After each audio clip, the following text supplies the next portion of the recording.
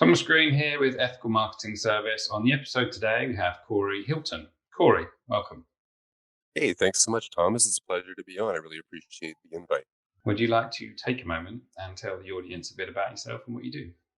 Yeah, I'm probably a little bit different than some of the podcast guests you may have had in the past, and different in a way that is a little bit misunderstood, I hate to say, by some people. I am actually a former male exotic dancer. So I had a bit of a colorful career running all over North America, basically, and into Europe at one point. But yeah, that industry is a kind of a foregone industry now. Especially due to the world situation, there's not a lot of that entertainment really happening, so to speak.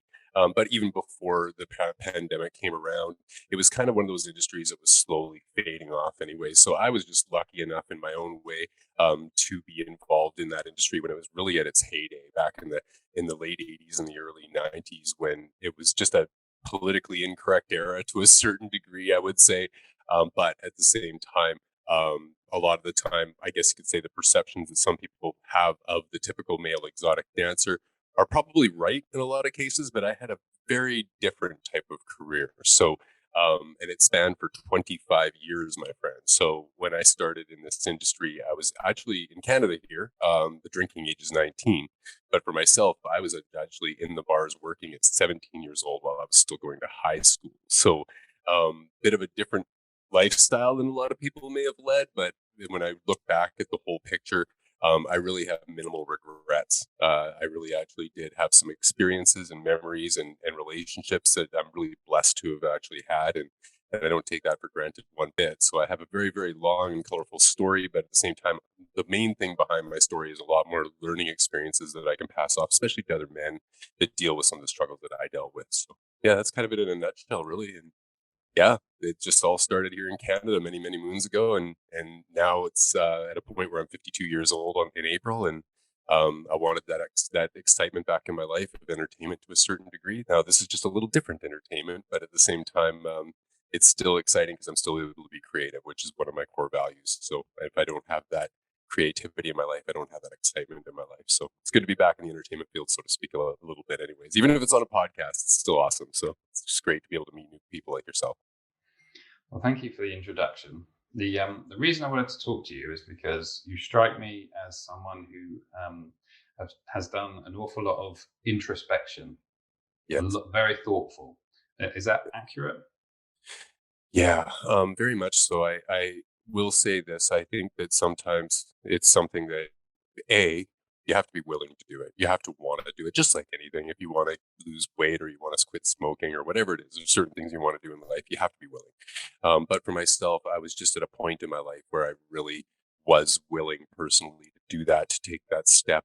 And it was one of the best, most, I guess you could say, one of the best things I've ever done in my entire life. I've done some amazing things, but it took me so many years to actually address my own inner issues, so to speak. And I think that in my own way, I believe that everybody in this world, in their own way, has a certain element, whether it's a sliver or a massive amount of mental health. I think that when right from the moment that we're born, we have an element of mental health that starts to progress. And if it's not addressed or not really, if you're not aware of the things that are the reasoning behind some of it, it can make a person go through some pretty massive struggles. So for myself personally, I did not address my inner issues at all. And so I literally lived behind my alter ego, and I created that alter ego at a pretty young age. And from there, when I went into the industry, I hid behind the mask of that alter ego for the majority of my adult life. And due to that, I had some really amazing successes, and I was at the top of the world in my own way a lot of the time. But I also hit rock bottom really hard a lot of the time when it came to emotional connection and relationships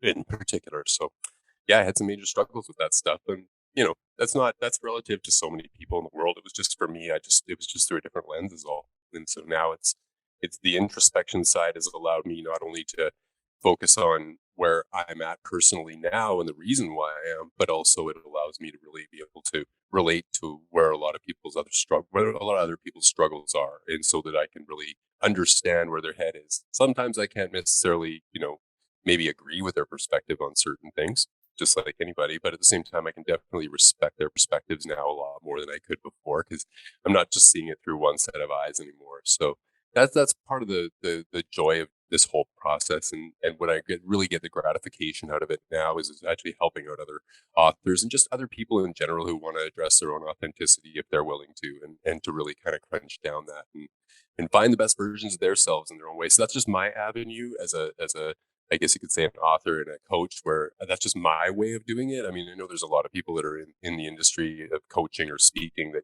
have their road. But this is just the most effective road that worked for me personally. And it made such a difference in my life that all I want to do is spread the word to others to really be able to help them the same way I was able to help myself, because I kind of became my own therapist, if you want to know the truth, So yeah, it's a crazy road. You touched on your values, one of your values, and if Yeah. I'm not mistaken, one of your, should we say, specialties is aligning your values with your emotions. Are you happy to Yeah. share a bit on that? Absolutely. I think that it's for me, this is just again, I only speak from my own perspective, but it made such a massive impact for me to be aware of those things. And so I just coasted through life, to be completely straightforward, without really understanding what my values, my really true core values were in the first place. I think a lot of us do. We just kind of go through life as a bit of a slot machine and take what we get as we go along. But for myself, when I really actually took the time to in almost like a one word, I guess you could say, representation, what did was is I took all these core value words that I had. So there was probably, I don't know, 60 or 70 core value words in my training handbook, and went through all of them, and just I found the ones that really stood out the most, the ones that resonated with me the most, and I put a check mark beside each one of them. And then I chose the 8 top core values that out of those ones that I put the check mark down, and wrote them down. And then from there I just simply just thought really deeply about it. And I thought, what is it that, when I get, for example, when I think about the word protection, what's the feeling that I have behind the word protection? Well, for me personally, it's safety. So the feeling of safety revolves around protection being one of my core values. So when I was able to do that, I can understand really when I'm actually aligned with my core values, how I feel. So if I'm feeling really safe in my life, obviously I have an element of protection that is aligned with my authenticity. If I'm not, then I have to understand why that is the case, and I know how to address it because it's revolving around protection. So all I'm saying is by addressing those and being aware of those, and then attaching those feelings towards it, then I actually try to my best to take those 8 words and find one core word that represents all of them. So if I'm actually in line with all those feelings, my inner purpose feeling, so to speak, is actually harmony. That's the word that I feel it's all in line. It's all harmonious. So it's never going to be perfect. Like nobody's ever going to be perfect with that. You can't. Perfection is BS. But all I'm saying is that I try my best to always look at where I'm feeling, even if it's just on a weekly basis. I'll look at for example, my relationships. If I'm not feeling connected in my relationships, then I have to ask myself, why is it that I'm not feeling connected in my relationships, or connected in my relationships, I should say. And then if that is the case, try my best to bump that up a little bit in whatever way that I can. So it's just always trying to be the best version of yourself, and try to keep that vibration that you're representing inside, so that as high as possible, so you can actually push that out to the rest of the world in your own way. And it is actually quite infectious, I've found, because it's allowed me to really close the door on some inauthentic relationships that I had before, and open the door on some really amazing authentic relationships now, that have expanded me as a person and just made me better by the people that I'm associated with. And I think we've all heard this before when it comes to self-care. It's the top 5 people that you're associated with. That's really who you're developing into. That's the clay that you're basically molding of yourself. So I just do it in my own way through authenticity is all. And it's just because simply it really impacted me and made a difference in my life. So, and yeah, it made me a better writer, a lot better writer. Which is authenticity being another one of your values, I'm guessing, yeah. Yeah, I mean, authenticity is more so the overlapping, like it's almost the umbrella of my entire process with this Take It Off project. So, Take It Off really means simply, it's not just taking off my clothes, so to speak. Whereas it might be the hook to be able to have people read my book to hear some of the amazing, crazy stories that I wrote in the past. But Take It Off really means the layers. It's just the layers that compound onto life. And just to take off those layers, and really find your authentic self, get naked, strip it right down, really get to that point where, and I think that Eckhart Tolle, one of my favorite writers, actually said it as far as in Power Now is that when you can actually strip it all down and still look at the mirror and be happy with the person that you see, then it's one of those things that if you can be naked, so to speak, and be happy with that, everything else in life can really align a lot better because you're grateful for everything you get from there forward. So in a lot of ways, I'm very grateful for losing everything that I had in my life. In fact, going through the pain and the struggles that I went through, I'm glad that I went through them. I'm glad that I had a mess in my message because it actually created value that I never even knew that I had. It was just literally sitting there. So many people in my life said, "Oh, you need to write a book, Corey. You should write a book." And I said, "Oh yeah, I should." So many people. I mean, I don't know about you, Thomas, but how many people have you had in your life that have said you should write a book, or and they've said, or I should write a book even, but they always say they should, but they never take the action to do it, right? And that takes time. And I'm not saying that everybody's born to do that. I respect where certain people are in life where they just don't have there's a lot of stuff going on, whether you have a family, you have kids. I'm just blessed at this time of my life that I don't have anything that's distracting me. So I was able to take 2 years off of life, literally, and just push away relationships, push away career, push away everything, and just totally work on myself. And that really was part of my process with writing my book. And it got, as I went along with that, I started to actually see that expanding more and more. And it was really cool to watch that process happen because as I went along, I started to realize, oh my God, I actually have something here that's more of a gift that I can give to the world than I ever expected before. And it just came along through working with an amazing company called Daring to Share Global is my company that's publishing me. And also on top of that, helped me out with doing my edits and stuff. So through that process, it all came back to authenticity.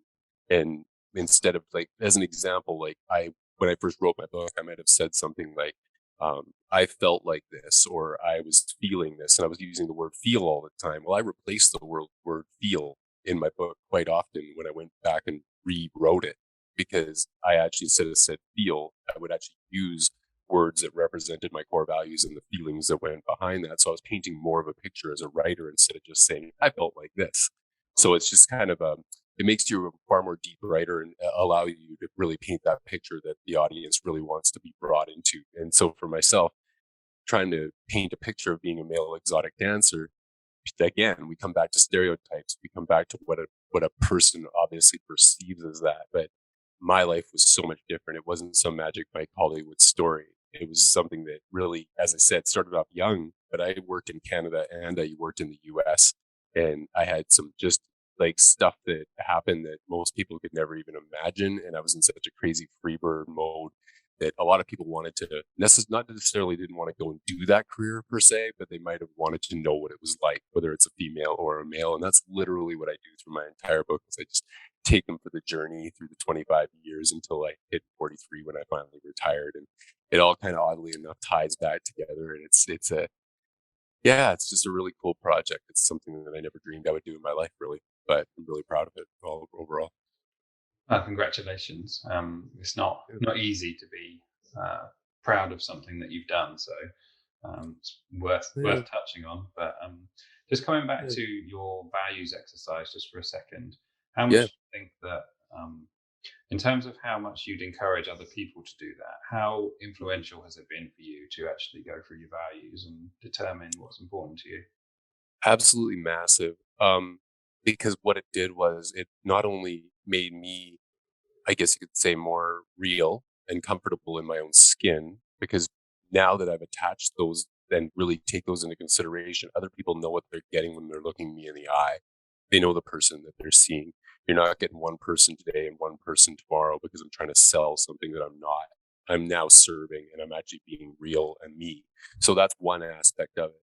Now, on the other side of it, to me, as far as the way that I look at it, is that the more that I can, I guess you could say, help others to be able to understand what their core values are, and they have to do that obviously themselves. Like I can only gently guide somebody in the right direction, right? I can't tell you what these things are, but when they can figure those things out for themselves and then figure those feelings out that are attached to that, it can heal old wounds as well.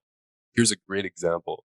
Um, this will dive a little into my story, but basically I went through working, doing shows all over Canada, into the US. I met a girl in the US. I got married to this girl in the US. We stayed together for almost 8 years.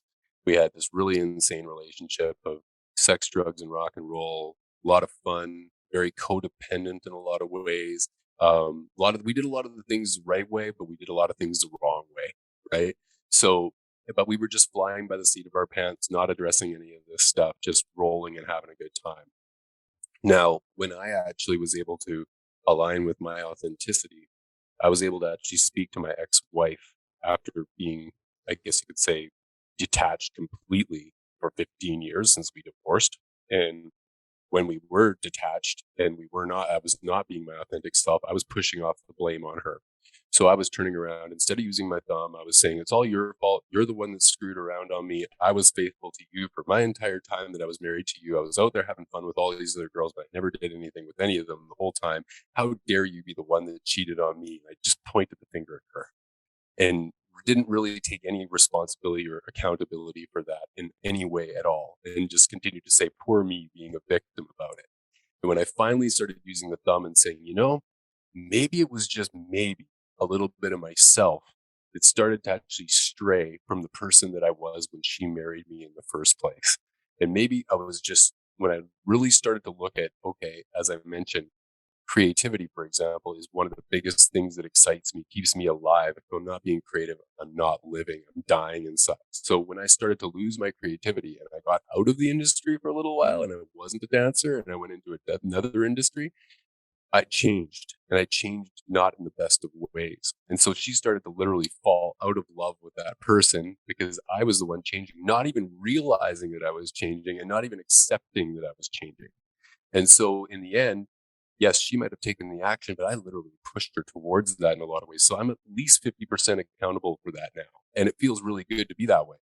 But on the other side of it, when I was able to actually say that to her and release her from that prison in her mind of guilt and everything else, because she was my partner for 7 or 8 years. I'm not here to put her in a prison cell for the rest of her life over one action that she did. I don't want her to live that either.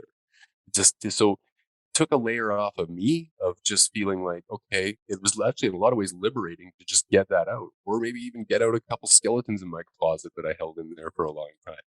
But all I'm saying is that by doing that, she was able to as well align with her authenticity and become a more authentic person just by our conversation.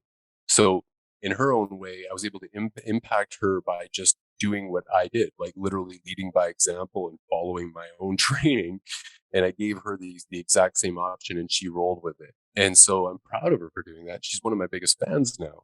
And I said, again, this comes back to that contagious side of it. Like if you're actually taking the actions and doing it, not just talking about it, but you're doing it and you're seeing results from that, well, other people want those results too. And so I'm not here to serve the whole world. I'm not. There's only a certain amount of people that are willing to go there. But if they're willing to go there, it can be a game changer. It can be a total game changer for your life in general, professionally and personally. Because I was honestly the type of guy for like a long time after I quit the dancing game. I was the guy that was a sales guy trying to sell cable, phone, and internet to people, for example. And I was pretty good at it, to be honest. I mean, I could sell well. But the thing was, when things went sideways, it was never my fault, ever. I was always pushing it off on somebody else. Oh, it was this reason. It was never me. It couldn't be me. And so because I was living this perfectionism lifestyle in my own mind, so my ego from my past, that ego that could get away with it all on stage, I carried that off into my personal life, into my professional life. Even after the lights went down, I was still pretending that, how dare I be, imperfect, and I kind of looked in the mirror and I was always trying to hit that level of comparison with everybody else. And that's a slippery slope. And so now through introspection again, I've been able to really rein that back and, started doing yoga and started getting into progression instead of worrying so much about perfection and trying to get other people's feedback. And when I'm making decisions, instead of just trying to make decisions on my own, because sometimes we tend to do that too.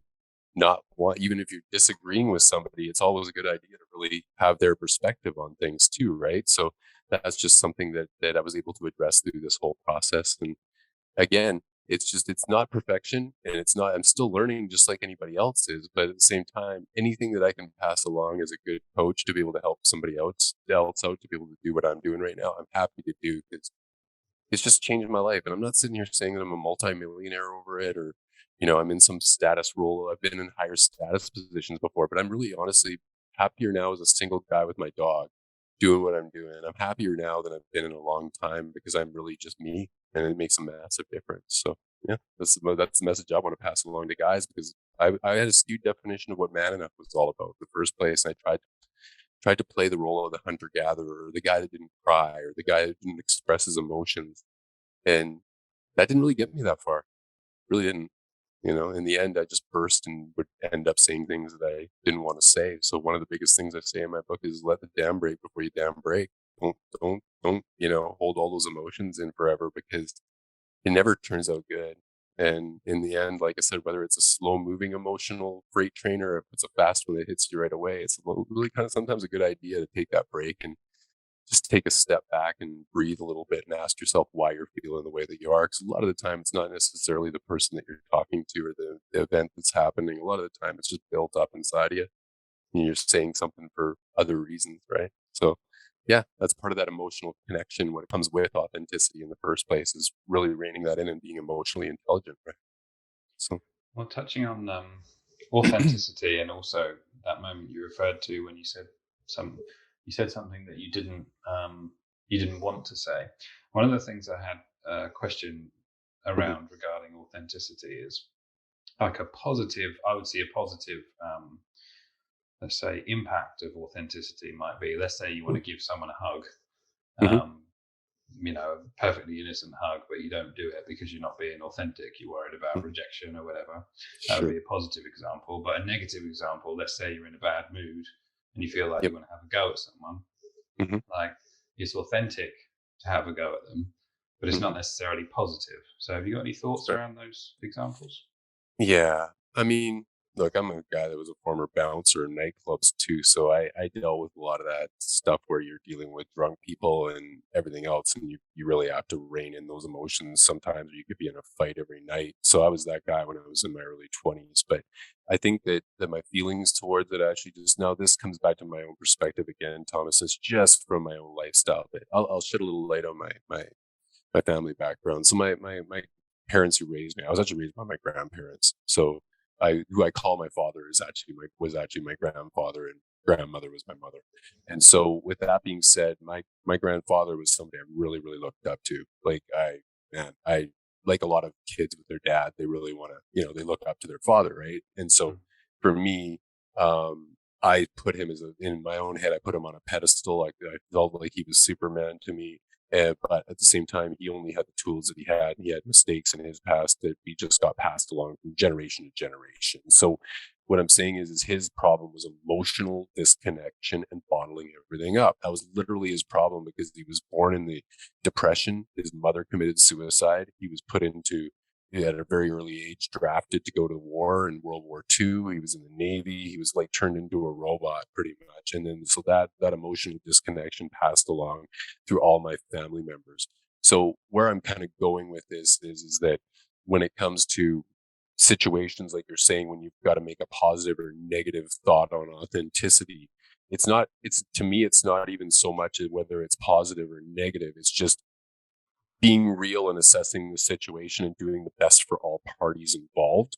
And so, like, instead of just thinking about myself now, so to speak, I might just think a little bit more about what that other person's going through, be a little bit more empathetic, and try to really relate to them and understand. Like I said, I might not agree, but at least try to get into their head a little bit so that I'm not getting into the massive conflict.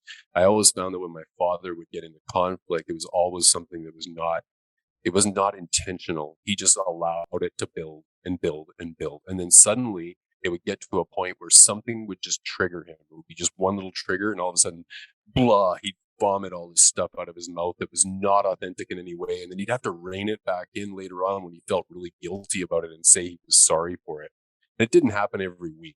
It didn't. It was just one of those things that would happen very, very occasionally.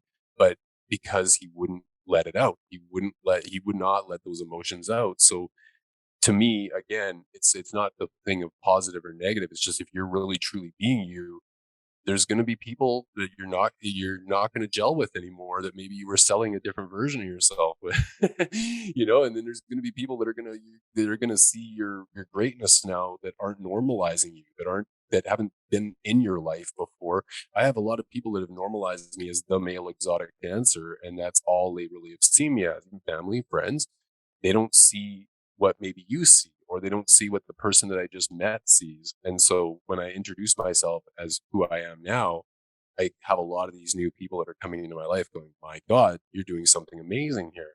Whereas other people that I've known for 20 years are sitting there going, oh yeah, Corey, we'll see how that all works out. It's not even what they say, it's how they say it. And you just kind of know. And so when you're looking for support from family members or from people that are close to you that have normalized you, which we all kind of do because we all want their support, like that's just natural. A lot of the time you get disappointed by that because and it could be for multiple reasons. It may not even be all about you. They may even just think that their support isn't really important, in their own mind. They might think that, right? So you can't get into somebody else's head. And that's what I just keep coming back to is you can only control what's going on in your head and do your best to really represent your true authenticity the best you can. And that will, positive or negative, it'll make an impact. And it's almost like, to me, it's almost like doing the laundry. It really is, and I'm glad that there's some relationships that I have from my past that I love those people. And I don't, it's not that I've taken them out of my life. I just don't camp there anymore because I'm not going to allow the limiting beliefs or the self-doubt of someone else, regardless of how close they are. I'm not going to allow that to come into my own head and flood my head, because then, as somebody that's dealt with lack and disconnection and self-doubt, if I allow that to even come in for a little bit, it can ruin my entire day and paralyze me. So again, that just comes down to understanding myself and being real and being kind to myself and saying, these are the things that can trigger me. These are the things that can hold me back. So if that comes around, take the time. You got to go out in nature for an hour and go do a little walk to get your head straight after you have one of those conversations to figure out why. Do it, but don't let it ruin the rest of your day, week, month, year. I mean, I did it for so many years. I did that.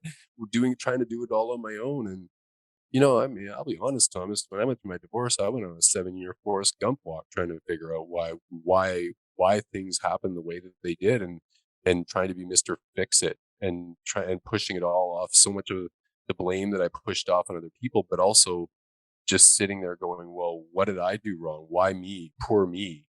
And again, victim mindset, limiting beliefs, saying, oh, you're not worth crap. I drop something on the floor and be like, oh God, Corey, way to go.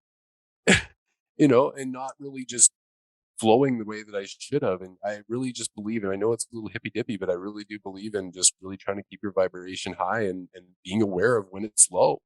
And I think that's really important for anybody. Anybody can do that, really, is like realize when we all have our ups and downs. But I think that sometimes when you can be aware of when what certain events you're doing in your life are making you feel really amazing and get the goosebumps, be aware of them, write them down, write those things down, how from 1 to 10, how those things make you feel. And if you're scrolling social media, maybe it's a 3. If you're ziplining, maybe it's a 9 or a 10, right? Average them all out, see where you're standing. And if it comes down to it, you're doing 10 items in a day and you write those all down and you've got those numbers and you divide it by 10, now you're getting your average. And if my average vibration that I have on a daily basis is 7, as an example, if I'm scrolling social media and I'm on a 3, maybe I might want to adjust what I'm doing that day and bump it up to something that's actually above a 7 so I can keep my vibration high. Because it's not just about me, it's about who I am as a person. If I'm the person that's stuck in my head, in my phone all day, and I'm not communicating with people, and I'm just sitting there looking at all the negative stuff online, well, I'm passing a negative vibe, and I'm not really that much fun to be around, really. And I mean, I kind of find that if I'm doing things like going with other authors or with other people that inspire me to be a better person, and I'm sitting down having coffee with them, and I come out of that meeting, usually my vibration is really high, and I feel like I want to go and conquer the world. It's for a reason, right? It's because you're in that same energy. I feed off of that, right? So this is just, again, just my perspective. I'm not saying that this is, working for every single person out there, but it's just what works for me. And I'm not going to sit here and say that I'm some expert that went to school for 10 years and read this out of a book.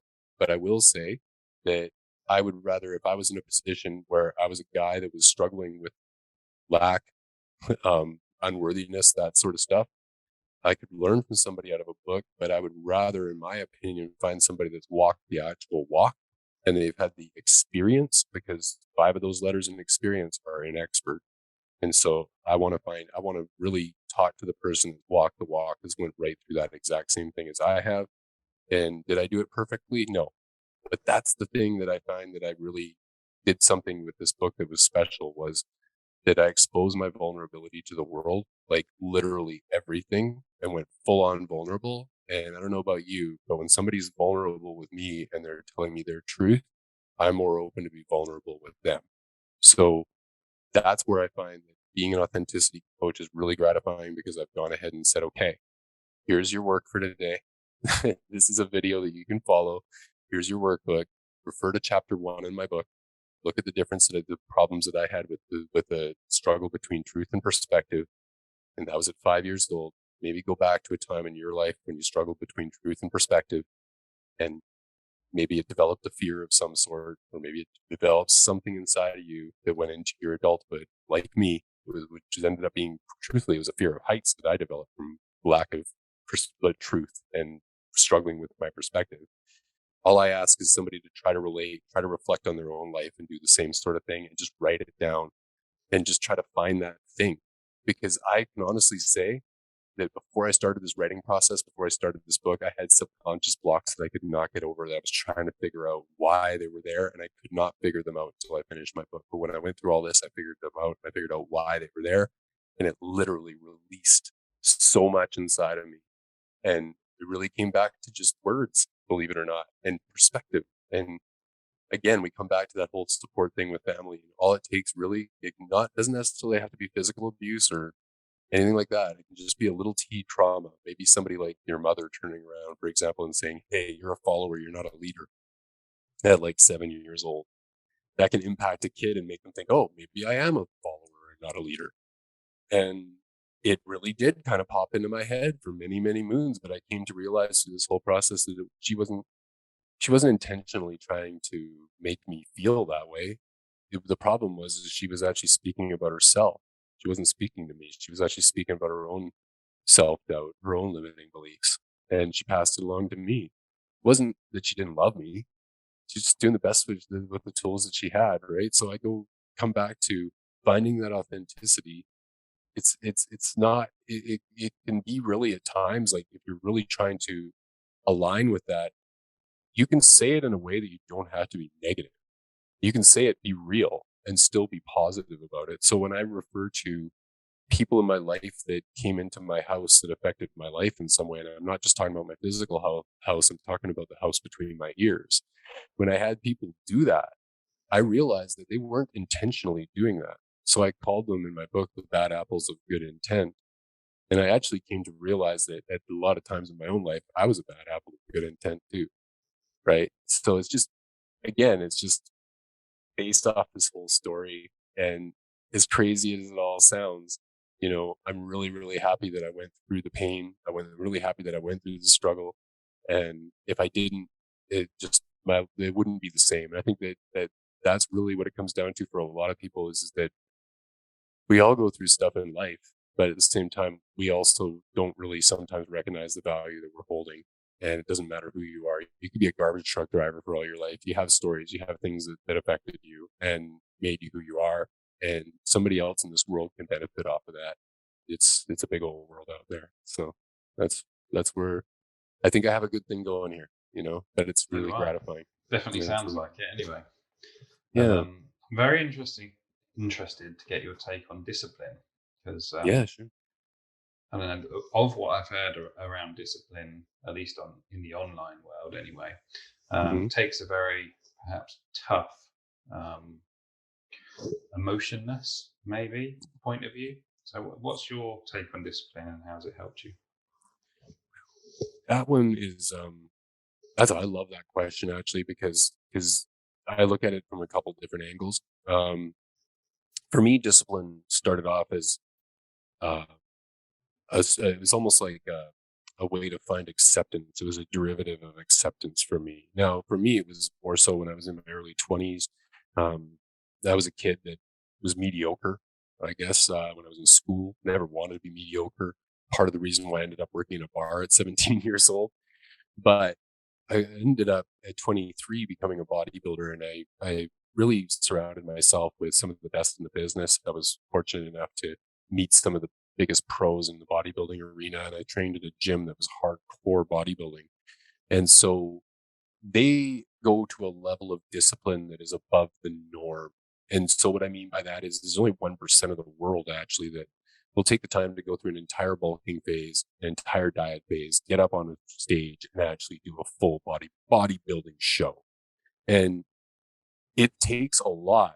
I mean, discipline on another level. And I'm just saying, like, I did crazy stuff. Like, I was riding the bike 3 hours a day. I was tanning for half an hour. I was eating, cooking food all day, besides that in my spare time, and training on weights for an hour and a half and making sure that I timed everything out. And I was even getting up in the middle of the night and taking a can of tuna and throwing it in a blender with a cup of water and slamming it back to keep my protein levels high, right? Like, I just did stuff that most people wouldn't do, and you probably couldn't really even be in a relationship to do because you'd probably drive your partner absolutely insane. But all I'm saying is I look at discipline almost like a rubber band that stays stretched out. If you've gone to a certain level and you stretch that rubber band out, then you can implement that into other parts of your life as well. And so when I did that at an early age, I found that if it was a situation where I had the passion and I was willing to go there, I could put myself at that same discipline level that I did when I was 23. All I'm saying is that, like, when it comes to yoga, for example, that's something that I do right now is a progression, a practice, right? Yoga is a practice. It's not perfection by any means. But when I go into yoga now, if I'm going into the studio or I'm at home, I actually stay by that same type of discipline when it comes to my I guess you could say, uh, the training that I'm doing, and basically the practice to try to make it as accurate as I can, to really just do my best to stay really aligned with my poses, to be able to stay really in my stretch, whatever it is. I try to put my mind in that place that's at that same kind of level, and it pushes me higher than a lot of people normally do. I have that elastic band is so stretched out.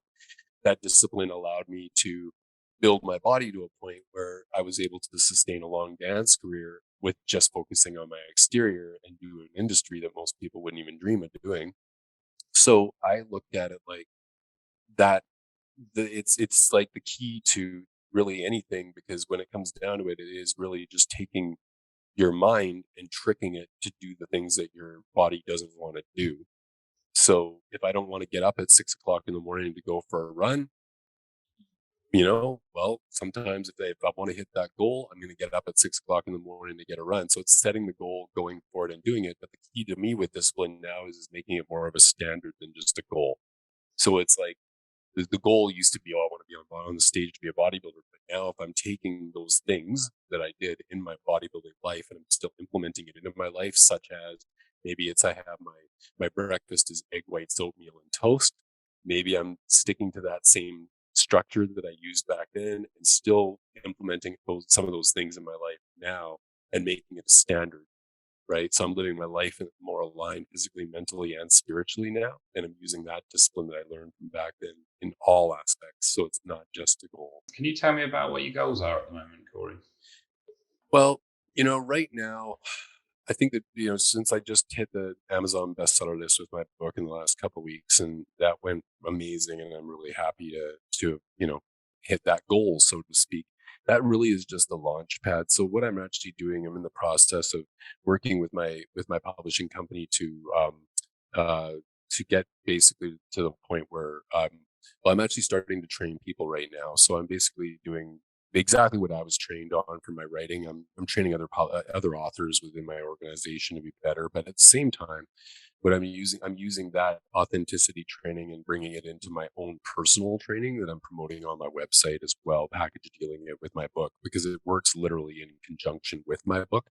So it's kind of a cross reference between the biography that I wrote, which is a personal development book, and then the actual training, which is either going to be in a video format if a person chooses, or a one-on-one coaching format. It depends on where they want to go with it.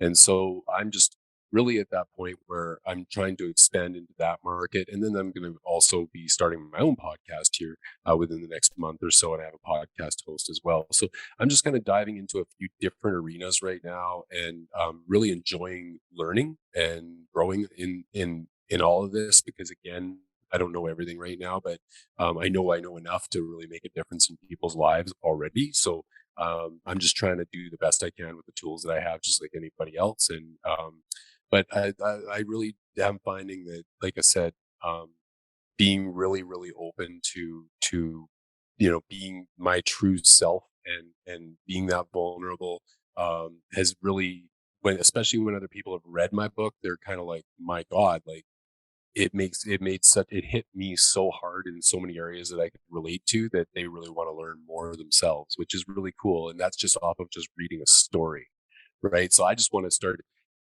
having more of that one-on-one experience, because I was a personal trainer before and I helped people to get a better body when it came down to working out and stuff like that, by gently guiding them, not telling them what to do, just gently guiding them in the right direction. But they, again, and honestly, Thomas, just comes back to, you got to be willing.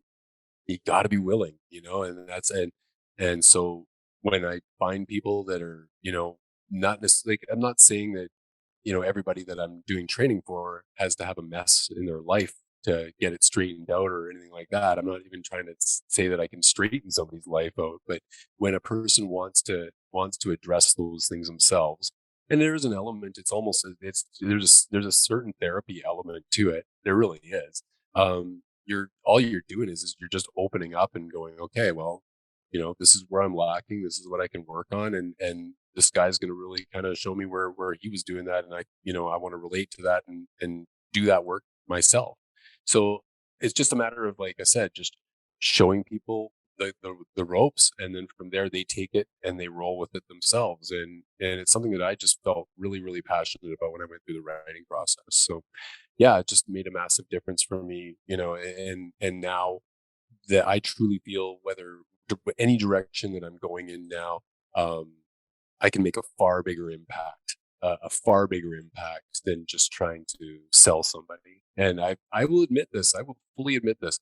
There was times, between my dance career and being in corporate, where I was just trying to sell somebody and trying to sell a widget to somebody that they didn't really even need, but it was just something that I had to do because I had sales targets and I had people over my head saying, this is what you need to do. And that's just not where I want to be. To me, my biggest goal, Thomas, if you want to know the God's honest truth, I'll get right down to it, is regardless of what direction this whole thing goes in, I want to increase my value to the point, and I mean this, I really truly mean this with all my heart. I want to increase my value to the point that I can help out others in this world to not deal with the struggles that I went through, but also to the point that you could take everything away from me and strip me down naked again completely, and I could have it all back by next week again. Because, like, I really feel that part of the lack that has always been in my head, due to, and I point fingers and say it's due to my family background, but it's not really. It's all what's in your own mind. And I've spent time traveling across this world. 2 years ago, I was in the Philippines for a month, running all over the place. I was in Indonesia, and even walking down one of the most beautiful beaches in the world in Boracay, in paradise. Places I never even thought that I would have my toes in that sand in my life. And I'm standing there in paradise, and I still had that feeling of lack in the back of my head. The what ifs, oh, when's the world going to come and kick my ass back down the mountain, so to speak? When is that boot going to kick me again? And I just came to realize that the boot that I was always worried about coming to kick me back down was actually my own boot. It was my own self-sabotage. It was my own saboteur in my own mind. But that last lack saboteur that does creep in there every once in a while, and not every day I wake up feeling like I'm going to conquer the world. It's just not realistic. But when that lack saboteur does creep in there, the only way I'm ever going to truly get rid of him is to actually increase that value. I don't think that Oprah Winfrey, for example, has a lot of lack saboteur in her head when she wakes up every day. She's got enough value that she provides the world that doesn't even exist in her world anymore. So that's kind of my end goal is to, at some point in this life of mine, to not have that prison cell of lack in my mind. And it's still kind of there every once in a while, admittedly. I'm not through it. I'm just working on it. But it's a lot better than it was a couple of years ago. It's a lot better than it was a couple of years ago. But that, again, it comes back to not trying to sell something that I'm not. It's just coming out of me for real. And that changed everything. Like, even when it comes to my personal relationships, like just the people that I associate with now, it makes a mad difference because, I'll be honest, I was in a status role, my friend, and I had thousands and thousands of friends when I worked in the largest beach club in North America in Florida. I had everybody wanting to know my name, wanted to get them through the door of the club, or to be able to be in the VIP section and hang out with the cool kids at the back of the bus, or whatever you want to call it. I've had that in my life, and it was fun. I'm not going to deny it. It was a lot of fun, but I would truly rather have five solid flat tire five friends that I can totally depend on, that are authentic, that know me and I know them. I know the person that I'm looking at in the face for real. I'd rather have five of them than 5,000 acquaintances that I barely even know, that all want a piece of me for the wrong reason. So that's the truth, but again, these learning experiences, this wisdom that I got from all this came from a massive struggle, and it came from addictions, and it came from going through a lot of things. Like, again, it's just a lot of things that a lot of regular people go through, but I just had it amplified to such a higher level because of the emotional disconnect issues that I had, and the position that I was in, being in the spotlight for so long and being in that perfectionist mode. And I just had such high expectations of myself. And when they didn't work out, I was so hard on myself, like just so hard on myself. And I really, really honestly believe, like, in my own mind anyway, that there's a lot of superstars in this world that are like amazingly talented people that I personally still, even though they're long gone now, still look up to in a lot of ways. And I look back at their history sometimes, and you see the most amazing artists. Like, a great example is like,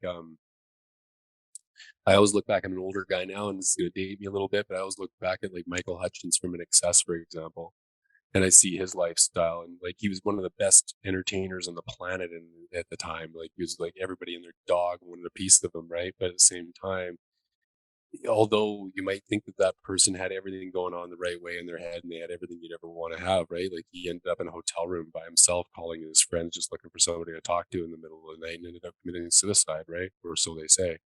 So really, like, what is the definition of, where do you get the happiness from? I mean, I've met so many people in this life of mine that have had millions and millions and millions of dollars, and they're some of the most unhappy people that I've ever met. Why is that?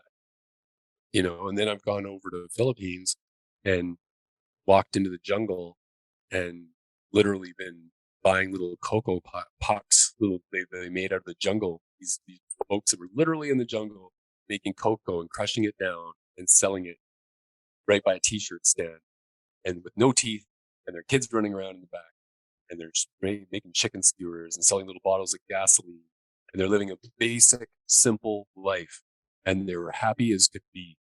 Meanwhile, at the same time, while I'm watching that in the Philippines, I get onto social media, and I'm looking over here at the people that live right next to me in Canada, hoarding toilet paper because they're worried about COVID, which wasn't even it was a respiratory disease, but they're hoarding toilet paper for whatever reason.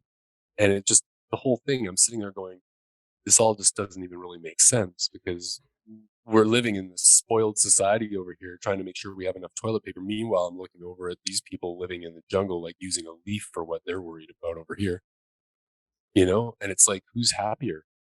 And so that was like a revelation in my own mind, in my own growth, where I was like, I realized in my own way that that keeping up with the Joneses BS, and just trying to make yourself look the best you can for social media, to airbrush yourself that day to portray something that you're not, doesn't really work out so well in the end, really. I mean, and so I don't know, like, I come back to that, like, where I truly feel at this time in my life, I don't have everything. I really don't, but I'm probably the most complete person that I've ever been. And doing that inner work is the hardest work I've ever had to do, really. But it was the most gratifying. So that's what's next for me. It's sort of like, I've always been a free bird, my friend. So I'm at that point where I'm just trying to increase my value in whatever direction that goes in. And I could start a podcast, and it could end up being like the best podcast on the planet in another few months. I don't know, but I'm going to go ahead and try, and, do the best that I can with it and enjoy the process. Right. And so I don't know. I think that's all we can all do, is just do the best we can with the tools that we have, but be aware. Like, that's the biggest lesson that I have, is just be aware. Like, take that time to really, like, understand that side of you, because if I didn't do that, I would still be holding on to so much of that stuff and still playing the blame game right now. I would still be, pushing all my problems off on other people. And, like I said, I'm not here to cry a river and say that I've had some horrible life. I've had an amazing life, but it could have been so much more amazing, especially when it came down to, my marriage or some of my personal relationships that I had, they probably would have lasted a whole lot longer, and they probably would have a lot better quality if I had worked as a team with my partner instead of just communicating and doing the old "Hi, honey, I'm home." Probably would have been a lot better if I had understood her values and understood her emotional feelings that were connected to those two, because then we would have had a more authentic and real, honest relationship, and maybe even checked in with my partner every so often just to say, "Hey, how are we doing right now? And if we're going in the wrong direction, let's see what we can do to address that together. And if we're going in the right direction, how can we even make it even better?" But the thing is again, it just comes back to like, I didn't do that. I didn't do that in any of my relationships. I just let it roll and just let the honeymoon phase happen and be like, "Oh my God, this is so awesome. I'm in love with this person. We have great sex and we have great times and all the rest of this. And we party together and it's so awesome." But let's face it, the honeymoon phase, no matter who you are, it eventually ends up going away at some point, and then the real part comes into play. So if you don't understand the real authentic person that you're together with, it's bound to have those ties that bind her. They're bound to break at some point or another. It's got to happen, right? So I really believe that that's why they called it the 7 year itch in the first place. Is like the old movie 7 year itch. I think it's just from a matter of people grow, and they grow at a different pace, and they grow in different directions. And if you're not really willing to work on that and understand that and keep that kind of aligned, well, those ties eventually will break. They just will. And that's why I really believe that has a lot to do with the amount of divorce that there is out there in this generation. And that might be a good and a bad thing, because completely honest, my grandparents, they were married for over 50 years. And yes, they did extend their marriage to that long, but they didn't have a lot of emotional connection in their relationship. And they really held their marriage together based on being forced to, because they had kids. Right. And so a lot of people make that sacrifice. "Oh, I have kids, so I can't break up with this partner of mine because we got to hold the family together." And I understand it and I respect that.